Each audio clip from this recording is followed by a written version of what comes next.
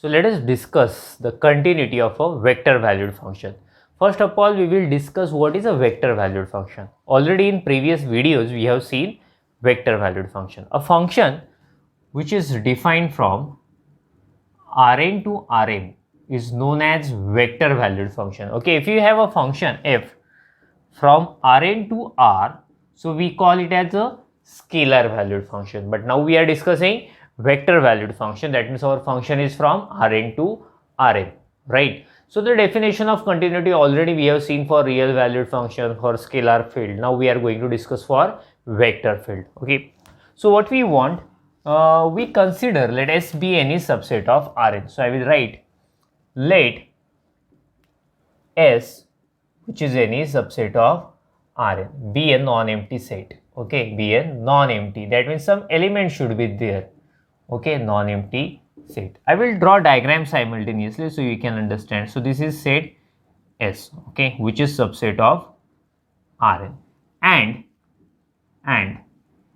f defined from S to Rm be a vector field.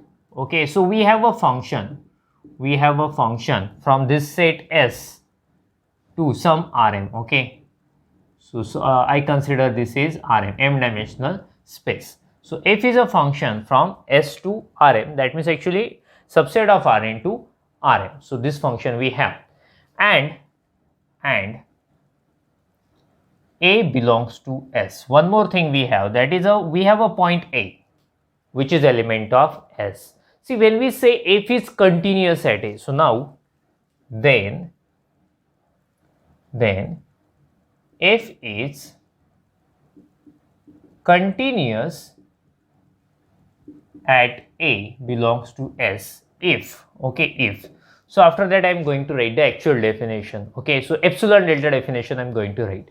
You have already studied epsilon delta definition of continuity, right, for real valued, for scalar field. So the same definition we have here. So the definition says if norm x minus a less than delta implies norm f of x minus f of a less than epsilon, okay, for x belongs to S. Okay, so the main difference is here we write norm n and here we write norm m. So see, since x and a are basically elements of S, that means which are elements of Rn. Okay, and when we operate functions, we will have elements of Rn. So that means therefore in this side, when we take a norm, we take a norm m, norm n, sorry, since n components are there. And when we talk about, when we operate any function and when we talk about this norm, so there are obviously m number of components, so that's why we take norm m. Okay, so this is definition of continuity. So make a screenshot of it, and after that we will go for one theorem, please. Okay, so let us discuss this theorem. So this is theorem says S is a subset of Rn which is not equal to phi, as we have mentioned here. So that means it is a non-empty subset of Rn. Okay, and we have a scalar vector field S from S to Rn. So obviously there are m number of components, f1, f2 and so on, fm are there, right? So the theorem says, okay, A is any point of S, A is any point of S. So theorem says f is continuous at A if and only if each component function f1, f2 and so on, fm, each component function are continuous at A. So that means if and only if, that means in both ways it is true. If f is continuous at A, each component functions are continuous at A. And if each component functions are continuous at A, then we can say f is also continuous at A, right? So let us assume one part and we will prove second part. So here I am going to assume that, see, I assume that f is continuous at A. Okay, so this part I am assuming f is continuous at A, and so that means this part I am assuming, right? This part I am assuming. And what we have to prove? To prove that fi is continuous at A for each I running from 1 to m. Okay, so that means each component function is also continuous. So see, you know that in a definition of continuity, so we have epsilon and delta. So here also I will take one arbitrary epsilon. So let epsilon greater than 0 be given. Okay, so let us use given information. What is the given information? F is continuous at A. So we have F is continuous at A. So that is, okay, so same thing we can write it this way. Limit x tends to A, f of x is equal to f of A. Okay, so same, f is continuous at A, that means simply we can write in this way also. Okay, so therefore let us use the definition of continuity. So definition of continuity says for given epsilon, but here already we have assumed one epsilon, so I will say for above epsilon greater than 0. So therefore by definition of continuity, what can I write? For above epsilon greater than 0, there exists delta greater than 0 such that, yeah, by definition what can I write? Norm x minus a less than delta implies norm f of x minus f of a less than epsilon. Okay, so one thing I need to mention, so here is a norm n and here is a norm m, since n number of components are there, right? So let us focus on this part only. Okay, I'm going to find its value. Okay, what will happen if you solve it? So we will have norm f of x means, you can see here f of x means f1 of x, f2 of x and so on. We will have fm of x, right? Minus, okay, I'm writing here minus f of a. F of a, that means in the same way we can write f1 of a, f2 of a and so on, fm of a, and this is less than epsilon we have, right? So implies, you know that how to subtract. If you have any two elements of Rm, how to subtract? We subtract component wise. That means we can write f1 of x minus f1 of a, f2 of x minus f2 of a and so on. Last component fm of x minus fm of a, right, less than epsilon we have. So after that I'm going to use the definition of norm. You remember the definition of norm? Definition of norm says square root of, and we take square of each component. So that's why we can write this is square root of square of first component, that means f1 of x minus f1 of a square plus and so on. Similarly we can write fm of x minus fm of a. Here also we will have square, and this is less than epsilon. After that I will, to remove this square root, I will take square of both sides. So therefore we will have, if you take square of both sides, we will have f1 of x minus f1 of a square plus and so on, plus and so on we can write plus and so on, fm of x minus fm of a square, and this is less than epsilon. Okay, so this is less than epsilon, sorry, this should be less than epsilon square since we take square of both sides, right? So see, yeah, make a screenshot of it, and after that we will complete the next part of it. Please make a screenshot of it. Okay, so let us complete this one. See, we are adding all these terms, all of them are non-negative since we have a square, and we are adding, and then also we are getting it is less than epsilon square. That means each of them should be less than epsilon square.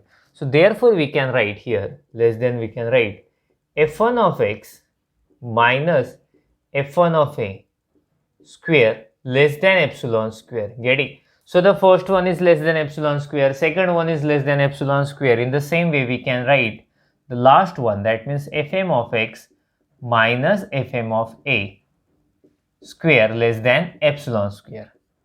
Implies, obviously in next step we will take square root of both sides. Okay, positive square root we will consider. So that's why we will have mod f1 of x minus f1 of a less than epsilon, and so on. In the same way we can write fm of x minus fm of a less than epsilon by taking square root of both sides. Okay, so this is definition of continuity. So this one, using first inequality, we can say f1 is continuous. Using second inequality, we can say f2 is continuous. And at the end we get, using last inequality, we can say fm is also continuous. So therefore what can we say? Therefore f1, f2 and so on, and the last one is fm are continuous at x is equal to a. So in this way we finish one part. Getting? So what we had to prove here we had to prove fi is continuous at a, and we proved fi means each of them. Okay, and we proved each of them, each component function is continuous at a, right? So make a screenshot of it, and after that we will go for the remaining half part of this theorem. Okay, so let us complete the converse part of this theorem. Conversely, assume that, see, I'm assuming here, conversely we assume fi is continuous at a. Okay, and this is true for each i. Each fi is continuous at a, right? And what we have to prove, that means I'm assuming this part now, and what we have to prove that f is continuous at a. So we have to prove this part. Okay, so we have to prove this part. So see, in a definition of continuity we have epsilon and delta. So here also obviously I will take one epsilon first. So let epsilon greater than 0 be given. Okay, what is the given information we have? So here we have just assumption only. So that is, we have fi is continuous at a. Okay, and this is true for each I. See, so therefore you know that fi is continuous at a, the same thing we can write in this way, that is limit x tends to a, fi of x is equal to fi of a. Getting? And this is true for each I. Okay, don't forget this thing. So obviously we can ready to use the definition of continuity. But see, in a definition of continuity we have for a given epsilon greater than 0. But one epsilon already we have assumed here. So I will say for above epsilon greater than 0. So therefore for above epsilon greater than 0, there exists delta greater than 0 such that 1 minute. Instead of delta, I will call it as delta I. Since we are writing for fi, that means for f1 we will have delta 1, for f2 we will have delta 2, and so on. For fm we will have delta m. So such that, what can we write? Norm x minus a less than delta I implies mod fi of x minus fi of a less than epsilon, and this is true for each I running from 1 to n. Okay, so maybe you are thinking what I'm writing mod. See, when we have a f, it's a vector valued function, we have to take norm. But when we are talking about component functions, so these are not vector valued. Each component functions are scalar valued, and in case of scalar valued function we take mod. So that's why I taken mod there. One more thing, here we have a epsilon, but see, for adjustment I am going to write epsilon by root n. Okay, so after writing few steps you will come to know why I am taking there epsilon by root n. Okay, just only for adjustment.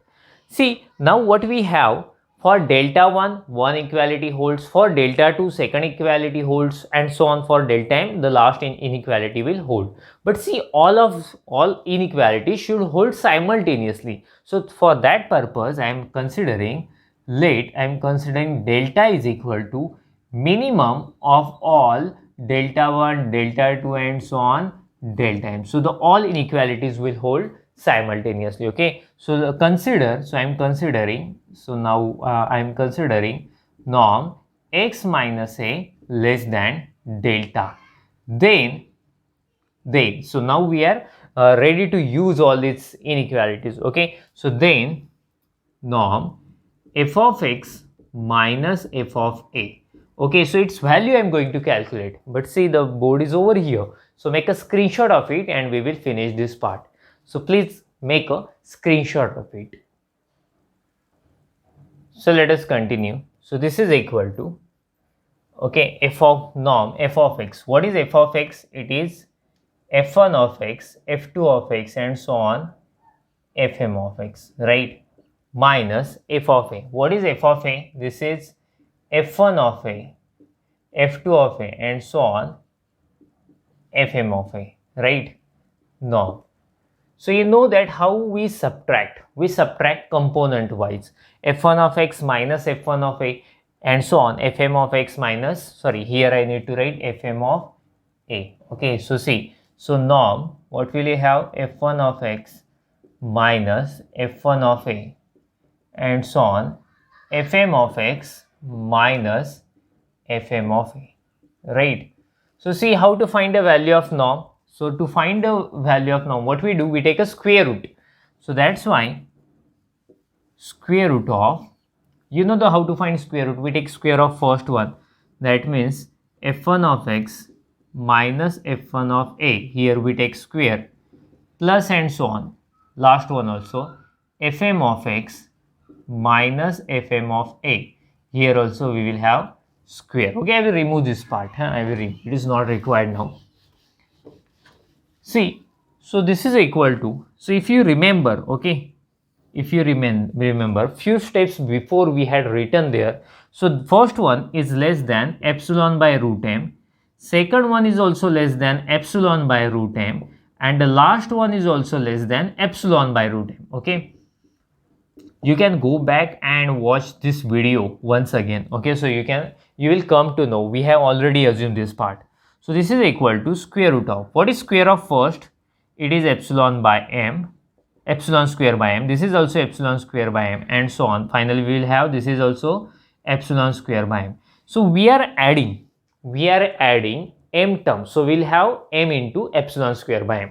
So these are m terms and which are identical, so this is m epsilon square by m will get cancelled, right? So simply we will have root epsilon square, sorry, so square root cancel and simply we will have epsilon. So therefore finally what we get, so finally we have norm x minus a less than delta implies norm f of x minus f of a. Actually we were calculating its value and we got it. It is less than, sorry, somewhere I need to mention, this is less than, strictly less than we had got there.